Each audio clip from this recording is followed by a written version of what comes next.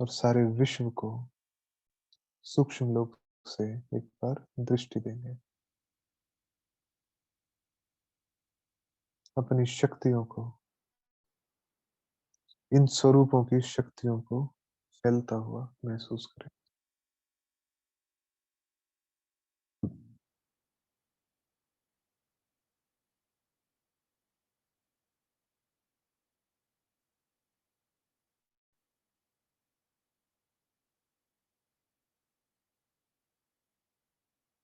हमारी शक्तियों से ये विश्व रोशन हो उठा है।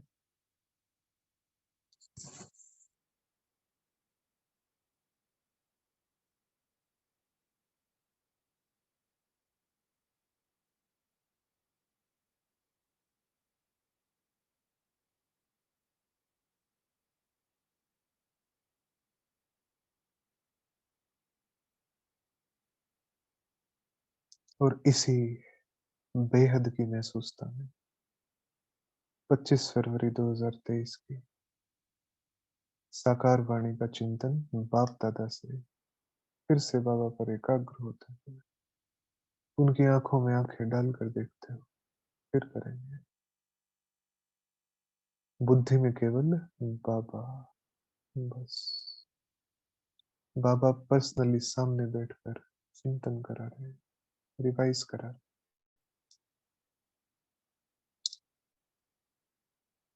ऐसा महसूस करते जाएंगे।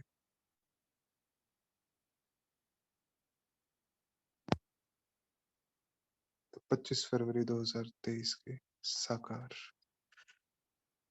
वाणी का सार,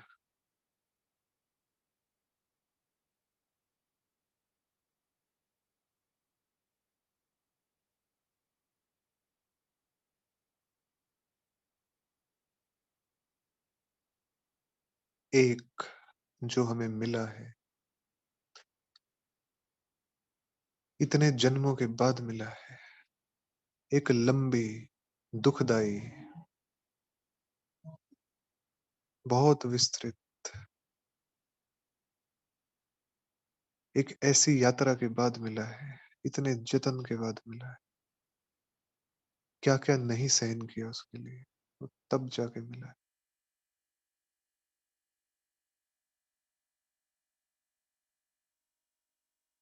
न जाने कितनी रातें, न जाने कितने दिन उसी एक फुरने में बीते हैं कि कहीं तो मिल जाए,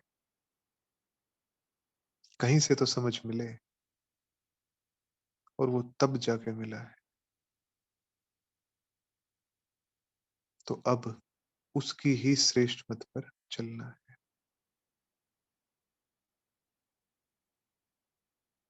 जैसा वो देखना चाहता है वैसा ही बनना है। तो श्री श्री की श्रेष्ठ मत पर चलना है। और स्वयं में बाबा ने अटेंशन दिलाया इस मुरली में कि हम ही नर से श्री नारायण बनेंगे और नारी से श्री लक्ष्मी बनेंगे, इस निश्चय में ही विजय है। ये कहने के लिए नहीं बाबा कहते कि आप बनोगे, ये दिखाने के लिए नहीं वो दिखाते कि आप बनोगे, ये अनुभव कराने के लिए ही, केवल अनुभव नहीं कराते कि आपको बनना है। होता ही उनको है जिनको बनना है, महसूसता ही उनको आती है जिनको बनना है, वो ऑटोमेटिक है। तो जब वो बता रहा है सामने बैठ के कि आपको बनना है, राज्य वो आपका है, और उसके बरक्स वर्तमान कर्तव्य ये है, तो इस निश्चय में ही विजय है। निश्चय अर्थात संपूर्ण समझ, और संशय अर्थात अधूरी समझ। तो जो बाबा ने कहा कि निश्चय, कि तुम्हें ये बनना है, तो उसमें निश्चय अर्थात उसको समझना कि अच्छा मुझे बनना है, क्योंकि भगवान ने कहा है। महावाक्य किसका है? महावाक्य स्वयं ज्ञान सागर का है। तो वो वाक्य बिना किसी मतलब के, बिना आदि मध्य अंत को देखे हुए, बिना हम सभी के त्रिकाल को जाने हुए नहीं उच्चारा गया। अगर वो कहा जा रहा है कि विश्व पे सितारा चमकेगा आपका, विश्व के श्रृंगार हो आप। अगर वो कह रहा है कि श्री नारायण और श्री लक्ष्मी आप ही बनोगे, आपको ही बनना है, आपका ही राज्य होगा, वो जो 8 गद्दियां, वो जो 8 बादशाहियां चलती हैं, वो आप ही की हैं, आप ही बादशाह बनेंगे। तो जो वो कह रहा है, तो उसको समझना है कि अच्छा हम बनेंगे, ऐसे बनेंगे। उसको स्वीकार करना है, उसमें निश्चय।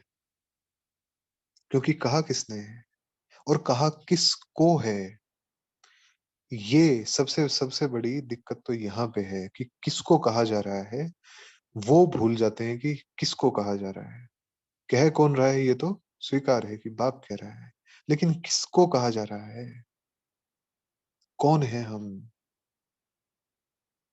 और क्यों हमें ही कहा जा रहा है कि आप बनोगे, क्यों हमें ही समझाया जा रहा है कि आप बनोगे, और क्यों हमें ही वो नशा, वो बार बार ऐसी स्थितियां बन जाना, और बार बार वही संकल्प और वही चेतना क्यों दिलाई जा रही है कि आप ही को बनना है, आप ही को करना है।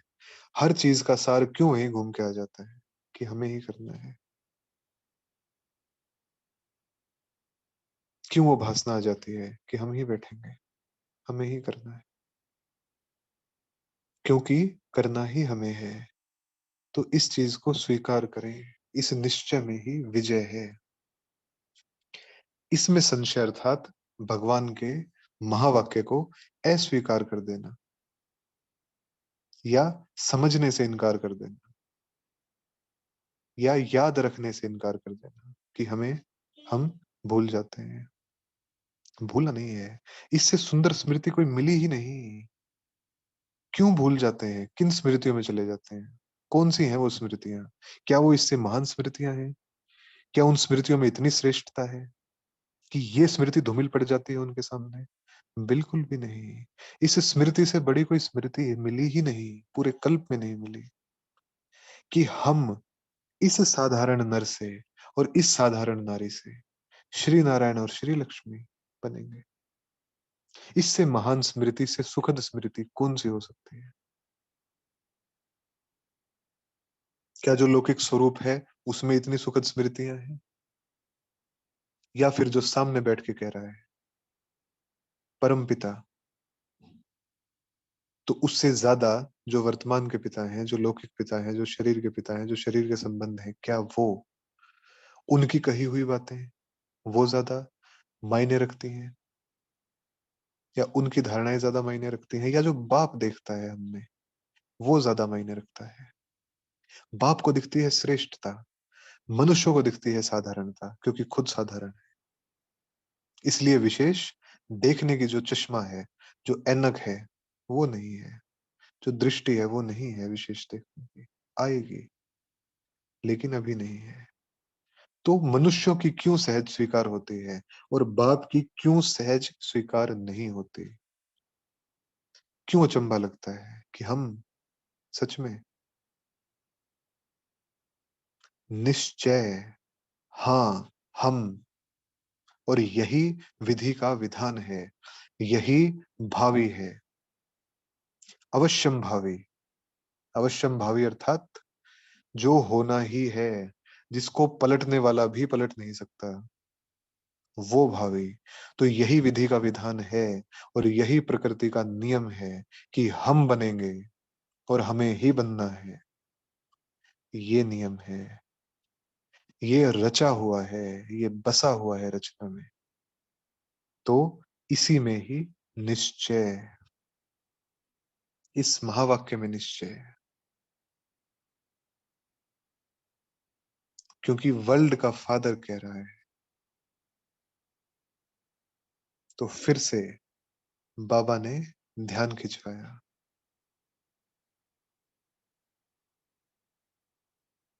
कि चाहे कोई कितना भी पढ़ा लिखा हो, लाखों को लेक्चर सुनाने जाते हैं, लेकिन पता तो कुछ भी नहीं है,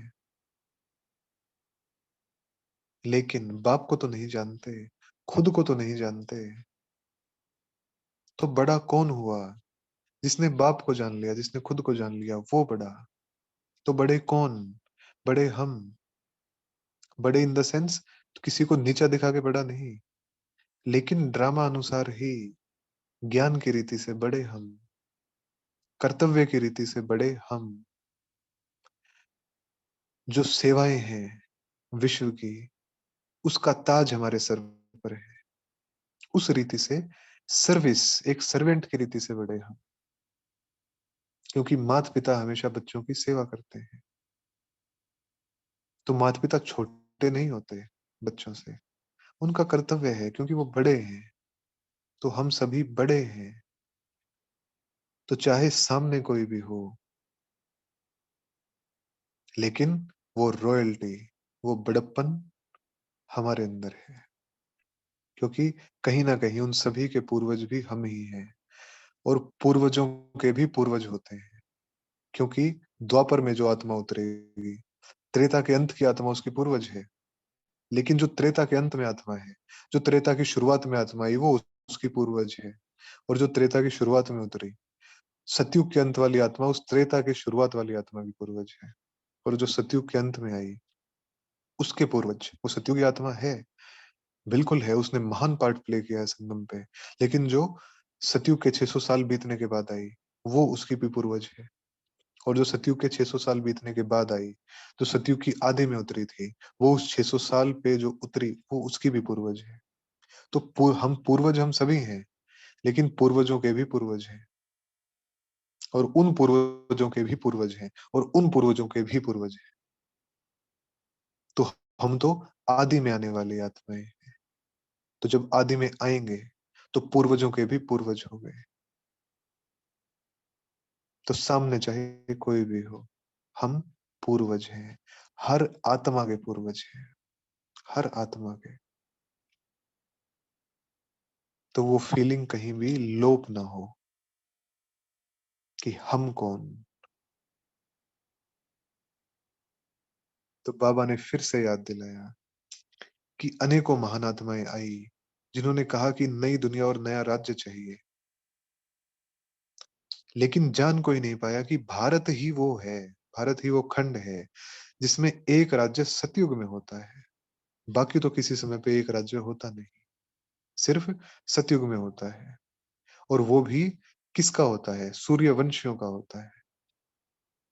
और फिर चंद्रवंशियों का, लेकिन संपूर्ण साम्राज्य सूर्यवंशियों का होता है। और सूर्यवंशियों में भी किसका होता है? श्री लक्ष्मी और श्री नारायण का होता है, क्योंकि वो राज्य करके गए हैं। तो उस राज्य का क्रिएटर कोई ब्रह्मा नहीं है। ब्रह्मा तो राज्य करने वाला बनता है, राज्य करने के लायक बनता है। लेकिन क्रिएटर कौन है? शिव बाबा। बाबा रचते हैं, वो हैं जो रचना को रचते हैं। हम ब्राह्मणों को भी रचते हैं, सबसे पहले ब्रह्मा को रचते हैं।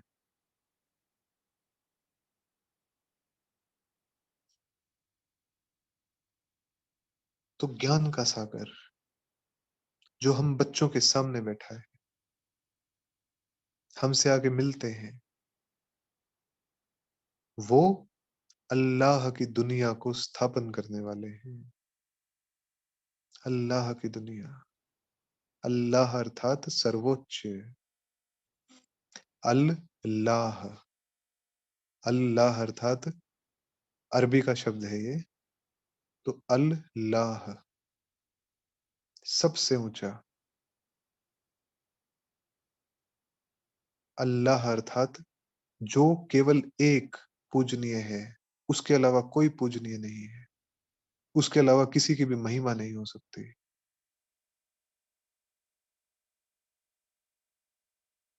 तो उस दुनिया का, जो दुनिया उसने रची, उसका वो मालिक हमें बनाता है कि अब मैं ज्ञान सागर तुम बच्चों को स्वर्ग का मालिक बनाता हूं।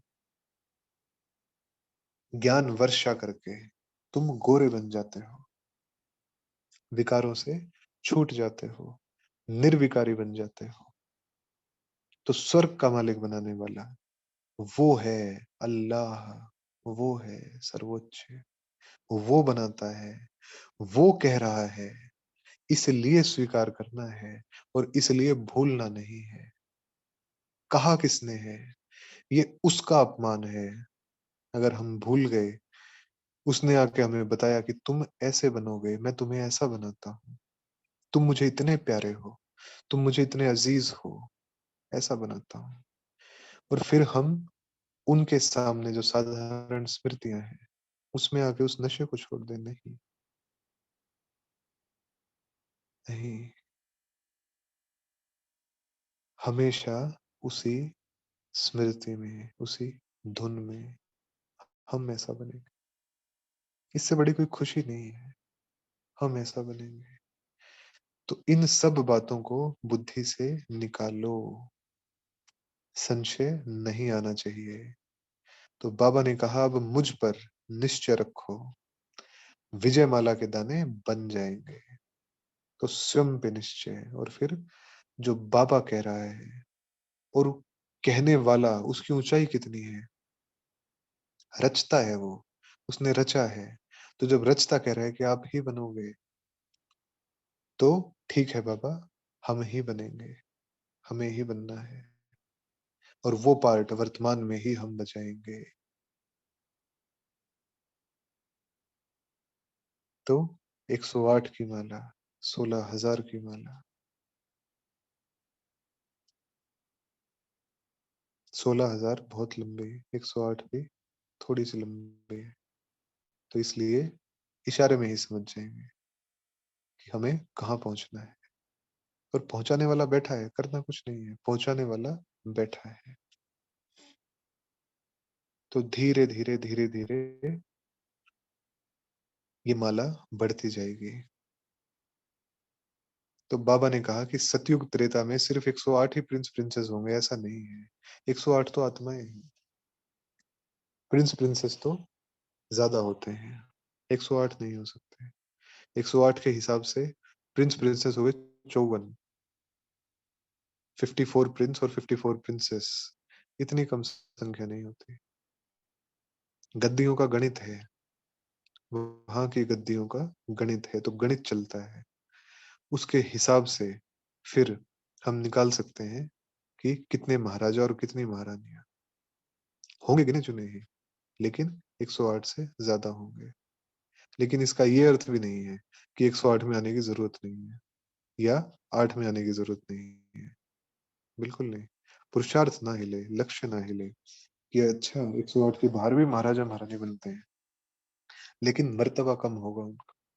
जो त्रेता में आके बनेगा, उसका क्या मर्तबा होगा। जो सत्युग के अंत में बनेगा, अगर कायदे से देखा जाए, तो क्या मर्तबा है उसका। जब एक युग बीतने वाला है, तब आके हमने राज्य संभाला, क्या फायदा उस राज्य का। कोई फायदा नहीं। जब युग की शुरुआत है, क्योंकि उस युग को हमने रचा है, तो अगर रचा हमने है, तो सबसे लास्ट में हम आएंगे। बिल्कुल भी नहीं। ये तो संगम का स्वरूप है कि सेवाएं सब करनी है, लेकिन बाबा को अर्पण। वहां पे तो प्रारब्ध का स्वरूप है, तो प्रारब्ध सबसे पहले हमें चाहिए। उसमें कोई पहले आपका सिस्टम नहीं है। पहले आपका सिस्टम संगम पे है, सभी को आगे बढ़ाना है। लेकिन वहां पे तो सबसे पहले हम आएंगे। आएंगे इसी आधार पे ही, सभी को आगे बढ़ाने के आधार पे ही आएंगे। लेकिन कभी भी लक्ष्य को नीचा नहीं करना, बार को लो सेट नहीं करना हमेशा। तो ये कल्प वृक्ष है, नीचे कामधेनु बैठी है। कामधेनु अर्थात जगदम्बा, वो बैठी है नीचे। और उनका बाप शिव बाबा, तो वो बीज है। तो हम सभी वृक्ष के तले में बैठे हैं। आत्माओं का, आत्माओं रूपी जो कल्प वृक्ष है, उसके तने में बैठे हैं। और जो सृष्टि चक्र है, उसके भी, जो झाड़ है ये, उसके भी तले में बैठे हैं। और हमसे भी नीचे कौन है? बाबा, हम सभी की उत्पत्ति करने वाला। तो बाबा ने स्पष्ट कहा कि प्रजा तो लाखों के अंदाज में बन गई है और बनती जाएगी। ये कब की मुरली है? कब कह दिया बाबा ने ये कि लाखों के अंदाज में बन गई है और बनती जाएगी। बाकी राजा बनना यह जरा मुश्किल है।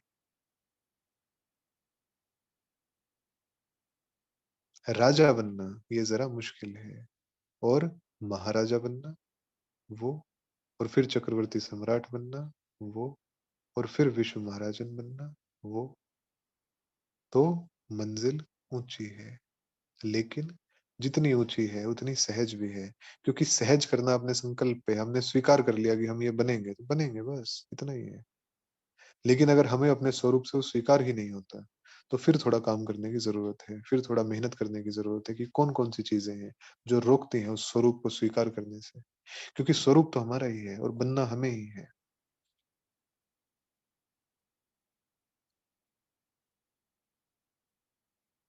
तो हम तो वो हैं, जो सन्यासियों को भी बैठ ज्ञान देते हैं, उन्हों को भी समझाते हैं, क्योंकि वो पार ब्रह्म के लिए पुरुषार्थ करते हैं। लेकिन कायदा ये है कि पहले ब्राह्मण बनना पड़े। तो जिसके लिए वो पुरुषार्थ करते हैं, वहाँ पे वो पहुँच सकें, तो उनका भी कल्याण हम आत्माओं के द्वारा ही होता है, क्योंकि जैसे कि आगे बताया कि पूर्वजों के भी पूर्वज और उनके भी पूर्वज हम हैं। तो इतना नशा कि हम पहला नशा, चलिए आज नशे याद करते हैं, कितने नशे हैं। दुनिया में तो बहुत प्रकार के नशे हैं, लेकिन आज हम अपने ब्राह्मणों के नशे याद करते हैं आज। पहला नशा, भगवान मिल गया, उसने आके हमें रचा, इस ईश्वरीय जन्म का नशा। दूसरा, जो हमारा एक सत्य संबंध है, जिसके आधार पे बाकी सब संबंध है, उस सत्य संबंध की पहचान मिल गई। उस संबंध का नशा, जिसका आधार भी बाप ही है, उसने ही आगे बताया ना। उस संबंध का नशा, उस ईश्वरीय संबंध का नशा, उस अविनाशी संबंध का नशा। उसके बाद संपूर्णता का नशा, कि जो मिला और मिलने के बाद जो हम बनेंगे, संपूर्ण स्वरूप फरिश्तेपन का नशा, कि ऐसे हम बनेंगे। उसके बाद विश्व सेवा का नशा, विश्व परिवर्तन का नशा, कि इस विश्व को परिवर्तन कौन करेगा? कौन-कौन की आवाज़ सुनाई देती है और यहाँ पे हम की आवाज़ सुनाई देती है, हम करेंगे। कैसे करेंगे? शरीर से अलग होके करेंगे, देह भान को त्याग के करेंगे और अपना ही नहीं त्यागेंगे, हर आत्मा का भस्म करके फिर करेंगे। ना खुद का रहने देंगे, ना किसी और का रहने देंगे। हमारा पुरुषार्थ स्व तक सीमित नहीं है, वो विश्व तक, संपूर्ण धरा तक उसकी दहक भी पहुँचेगी और उसकी लपट भी पहुँचेगी। ऐसा अग्नि स्वरूप। तो इस विश्व परिवर्तन के कर्तव्य का नशा हम करेंगे। फिर कौन-सा नशा? खुद तो जाएँगे, सबको साथ लेके जाएँगे। तो फिर से वही कर्तव्य का नशा। उसके बाद जब नीचे आएँगे, तो क्या बनेंगे? सूर्यवंशी राजकुल के रॉयल प्रिंस और रॉयल प्रिंसेस। पहली बात। उसी सूर्यवंशी साम्राज्य में महाराजा और महारानी, दूसरी बात। और फिर नाम क्या पड़ेगा उसका? श्री लक्ष्मी और श्री नारायण। तो उस संपूर्ण श्रेष्ठ आदि रूप का, आदि देव के रूप का वो नशा, देवत्व का नशा, उस राजाई का नशा, सूर्यवंश हमारा घराना है, हम उसकी स्थापना करते हैं। हम सूर्यवंशी और हमारा सूर्यवंशी साम्राज्य, उसका नशा, अपने सूर्यवंश का नशा, अपने सूर्यवंश का वो हमारा है, उसका नशा। सूर्यवंशी महाराजा महारानी। फिर कौन-सा नशा? हमारे पूज्य स्वरूप हमें तो थमाते ही हैं द्वापर में, अनेकों आत्माओं को, उनके दुखों को दूर करने वाले, उनके हृदयारविंद में वो समाते हैं, जिनको देख के उनको हिम्मत मिलती है। परिस्थितियों के बीच में उसको बार-बार निकाल के देखते हैं, सर झुकाते हैं, कितनी तकलीफ सहन करते हैं। उस पूज्य स्वरूप का नशा, श्री विष्णु चतुर्भुज, उसका नशा, ये हम हैं। अनेकों की मनोकामनाएं पूर्ण करने वाले हम हैं, उस स्वरूप का नशा। और फिर से महाभारत लड़ाई के समय फिर से भगवान आएगा और हमें याद दिलाएगा कि उठो अर्जुन, और हम अर्जुन उठ खड़े होंगे और फिर से वो हमारा हमें मिलेगा, फिर से वो संबंध, तो फिर से उसका नशा, उसकी प्राप्ति का नशा।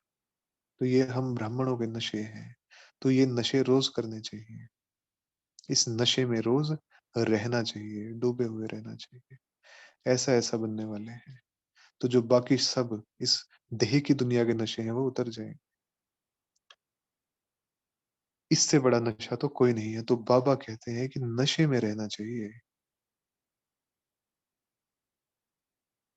वो नशा कम नहीं होना चाहिए।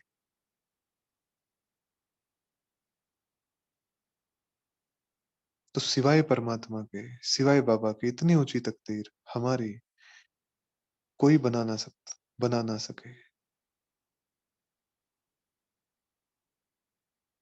सतयुग की सृष्टि और उसके आदि में कौन है? श्री लक्ष्मी श्री नारायण है। उनको भगवान रचते हैं। तो भगवान ने श्री लक्ष्मी श्री नारायण को राज्य कैसे दिया? यह कोई नहीं जानते।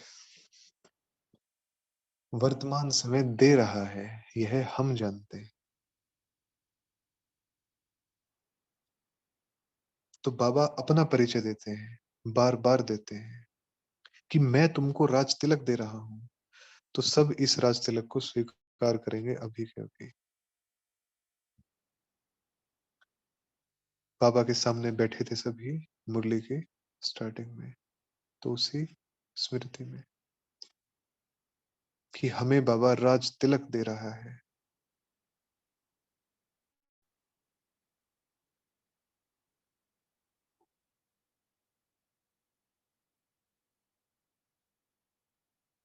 और फिर मुख से कह रहा है, मैं स्वर्ग का रचयिता तुमको राज तिलक नहीं दूंगा तो कौन देगा? मैं तुमको राज तिलक दे रहा हूं और मैं स्वर्ग का रचयिता तुमको राज तिलक नहीं दूंगा तो कौन देगा? तो इस राज तिलक को स्वीकार करेंगे।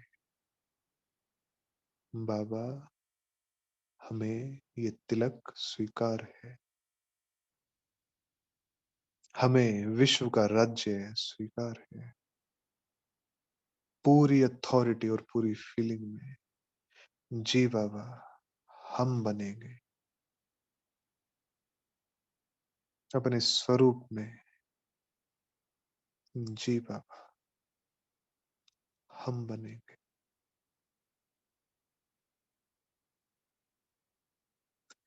तो इस कब्रिस्तान और ये जो मायापुरी है, इसको भूलने का सहज साधन है बाप और वर्षे को याद करना।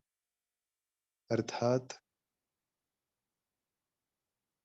बैठा कौन है और वर्षा मिलता क्या है? दो ही चीजें। दे कौन रहा है और दे क्या रहा है? बस।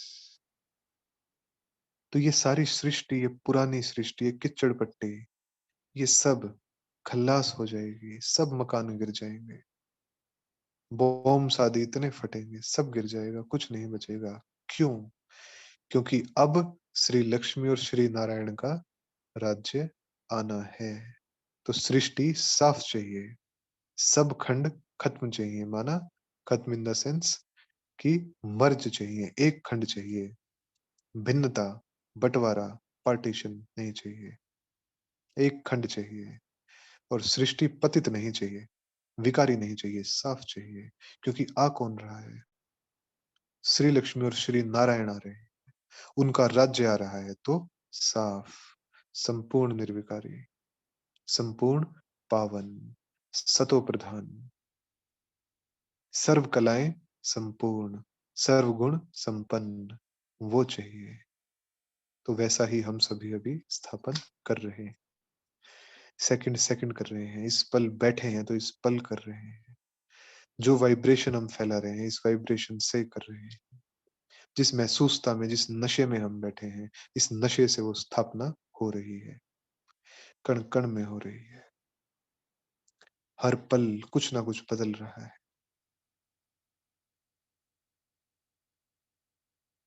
तो ये सारी सृष्टि साफ, तो विनाश नहीं होगा, परिवर्तन होगा। क्यों? क्योंकि देवी देवताओं के लिए सृष्टि को साफ करना है। तो वो सफाई इतनी ज्यादा व्यापक होगी, इतनी ज्यादा विशाल होगी कि लगेगा जैसे सब कुछ तहस नहस हो रहा है, लेकिन तहस नहस नहीं होगा, सफाई होगी। तो इसलिए जब हम किसी को समझाते हैं तो हम परिवर्तन कहें कि परिवर्तन होने वाला है, विनाश नहीं होगा, सफाई होगी, स्वरूप बदलेगा, हर चीज का स्वरूप बदलेगा, हमारा भी बदलेगा, प्रकृति का भी बदलेगा, दुनिया का भी बदलेगा, इस सारे ब्रह्मांड का स्वरूप बदलेगा। तो बाबा बॉम्बे का एग्जाम्पल देते हैं कि ये बॉम्बे जैसा है ऐसा नहीं था, गांव था, समंदर के किनारे बसा एक गांव था। लेकिन अब समय प्रमाण कैसी माया नगरी हो गई।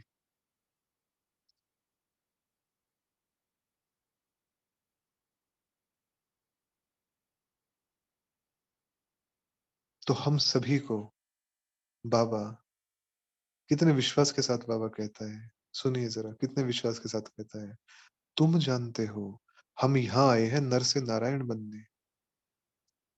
बाबा को कितना निश्चय है हम पे कि ये जानते हैं, जो जो बैठा है ना ये सब जानते हैं कि तुम जानते हो कि हम आए हैं यहाँ नर से नारायण बनने। सिर्फ मनुष्य से देवता भी नहीं कहो, ये डायरेक्शन दे रहा है बाबा। मनुष्य से देवता बनने आए हैं ये भी नहीं कहो, स्पेसिफाई करो, सटीक बताओ, सटीक कि क्या बनोगे, अब क्या हो और क्या बनोगे, सटीक बताओ। मनुष्य से देवता जनरल नहीं, मोटा मोटा नहीं, पिन पॉइंट करो, क्या बनोगे। तो सभी फिर से बाबा के सामने और नयनों की भाषा के द्वारा फिर से बाबा को बहुत दृढ़ता के साथ, जिस विश्वास से बाबा कहता है उसी विश्वास के साथ बताएंगे क्या बनेंगे। बाबा हम नारायण बनेंगे, बाबा हम श्री लक्ष्मी बनेंगे, हम बनेंगे बाबा, हम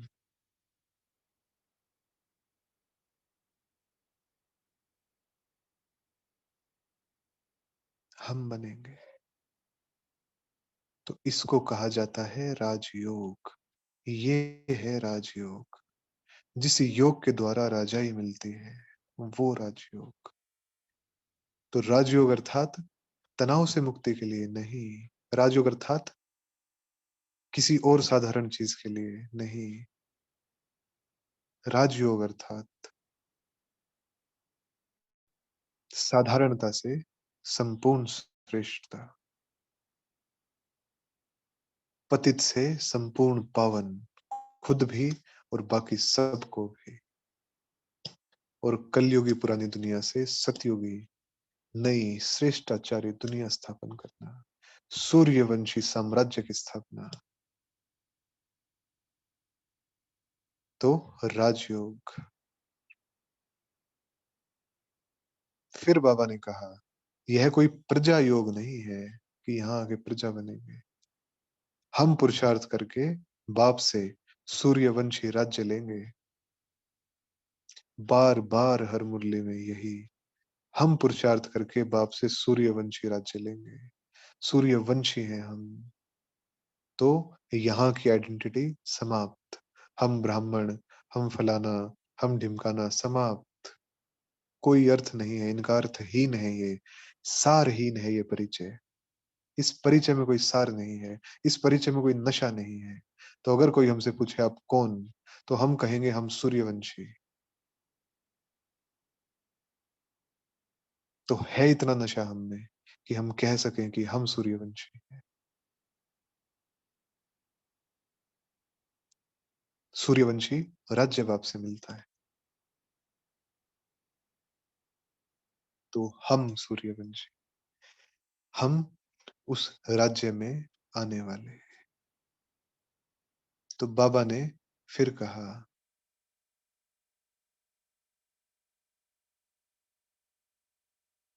कि तुम बच्चे जगदम्बा की बायोग्राफी को जानते हो, और तो कोई ये मानेंगे नहीं कि जगदम्बा के 84 जन्म होते हैं, और कोई नहीं मानेगा। लेकिन हम उनकी बायोग्राफी को जानते हैं कि जगदम्बा ही संगम पे पार्ट बजाकर फिर श्री लक्ष्मी बनती है। और ना तो जगदम्बा एक का पार्ट है और ना ही श्री लक्ष्मी एक होगी। जगत अम्बा एक है, लेकिन जगदम्बा जैसी अनेक है, बिल्कुल उन जैसी बनने वाली।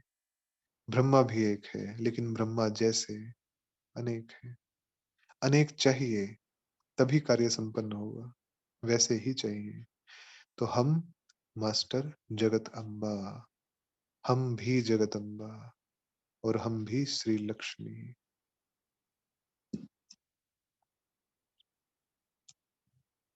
विष्णु को भी चार भुजाएं दिखाते हैं, प्रवृत्ति को सिद्ध करने के लिए। अटेंशन देंगे इस बात पे, विष्णु को भी चार भुजाएं दिखाते हैं प्रवृत्ति को सिद्ध करने के लिए। अर्थात यहाँ पर जो हमने पुरुषार्थ किया, तो जिस दैवी साम्राज्य में हम जाने वाले हैं, वो पवित्र ग्रस्त है, अर्थात पवित्र प्रवृत्ति मार्ग है। प्रवृत्ति वहां भी होगी, ग्रस्त वहां भी होगा। ऐसा नहीं है कि ग्रस्त नहीं होगा, बिल्कुल होगा, वहां भी होगा। लेकिन पवित्र प्रवृत्ति मार्ग अर्थात पवित्र ग्रस्त होगा। तो उसका चित्रण कैसे किया जाए? तो श्री लक्ष्मी और श्री नारायण का कंबाइंड स्वरूप दिखाते हैं विष्णु चतुर्भुज, कि विष्णु चतुर्भुज के द्वारा पालना, क्योंकि वो पावन स्वरूप है। किसका? जो यहाँ पर संगम पे बाबा ग्रस्त व्यवहार में रहते और पवित्र बनने का पुरुषार्थ हमसे कराते हैं, या पवित्र बनने की रोल हम सभी प्ले करते हैं। तो उसी का चित्रण वहां पे है। तो ये प्रैक्टिस है, ग्रस्त व्यवहार में रहते पवित्र रहना, ये प्रैक्टिस है, क्योंकि वहां हम बिल्कुल पावन रहेंगे, ग्रस्त व्यवहार में भी रहेंगे। तो वो पवित्र ग्रस्त है, तो उसकी बाबा स्थापना संगम पे करते हैं। यहीं पे ही वो संस्कार हम लेके जाएंगे, साथ रह के पवित्र, पावन, खुशियों से भरे हुए, मिठास से भरे हुए, रमणीकता से भरे हुए, रूहानी प्रेम, अलौकिक आनंद से भरे हुए। तो उसकी बाबा याद दिलाते हैं कि यहाँ तो दो भुजाएं ही होती हैं। मनुष्य ने फिर नारायण को चार भुजा, लक्ष्मी को दो भुजाएं दी हैं, लेकिन असल में दो भुजाएं नारायण की और दो भुजाएं लक्ष्मी की।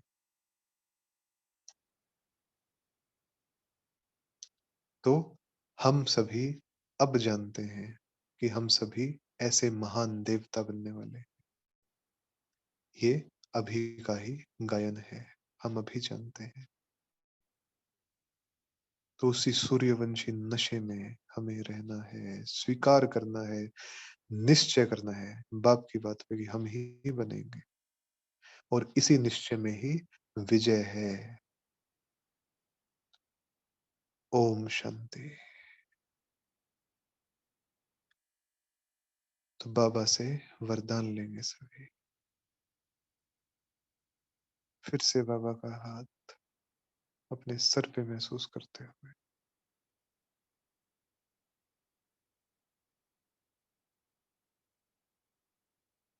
एक बहुत सुंदर लाइट की माला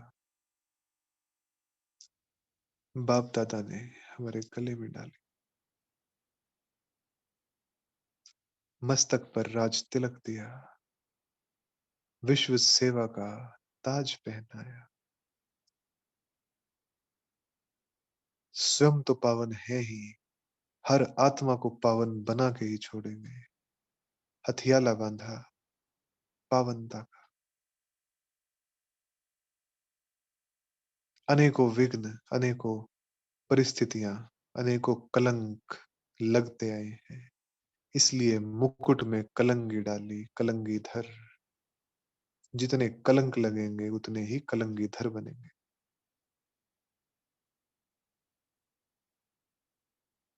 और दृष्टि देते हुए वरदान दे रहे हैं, एक के पाठ द्वारा निराकार आकार को साकार में अनुभव करने वाले वरदानी मूर्त भव। निराकार अर्थात शिव बाबा, आकार अर्थात ब्रह्मा बाबा, दोनों को साकार में अनुभव करने वाले, बिल्कुल अंग संग, बिल्कुल सामने अनुभव करने वाले वरदानी मूर्त भव। कि सिर्फ एक का पाठ पक्का करके वरदाता को राजी कर लो, तो अमृत वेले से रात तक दिनचर्या में, कर्मों में, वरदानों में ही पलते और चलते उड़ते रहेंगे।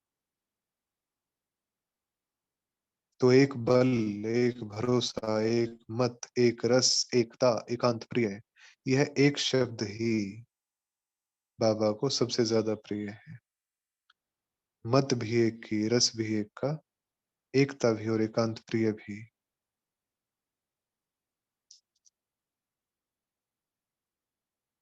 तो जो इस पाठ को पक्का कर लेते हैं उन्हें मुश्किल नहीं लगती।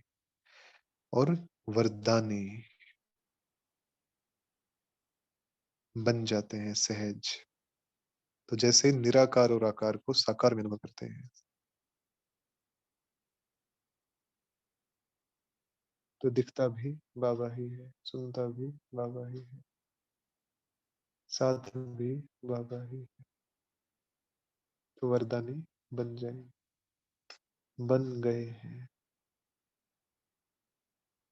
ओम शांति।